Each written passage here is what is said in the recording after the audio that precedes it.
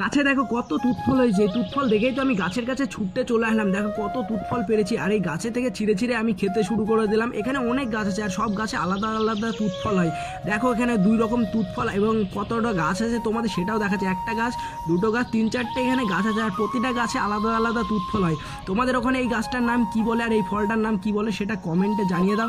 আর দেখো এখান থেকে পারছি, এই গাছটার বেশিরভাগই তুতফল কাঁচা রয়েছে কিন্তু পারলাম। দেখো কতগুলো, এগুলো হচ্ছে সাদা তুতফল আর এটা ভীষণ মিষ্টি হয় এবং লালটা হয় টক। তোমাদের এই দুটোই দেখাচ্ছি এখন, আর পরবর্তীতে আরও দেখাবো।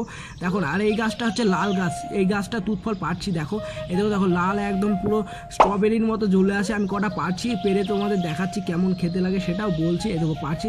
আর আমি এখন আছি দিল্লিতে, তার জন্য এখানে এগুলো নেওয়ার কেউ নেই। আর আমাদের গ্রামে হলে এগুলো একটাও থাকতো না, কারণ জামের মতো সবাই ছিঁড়ে ছিঁড়ে খেয়ে নিত।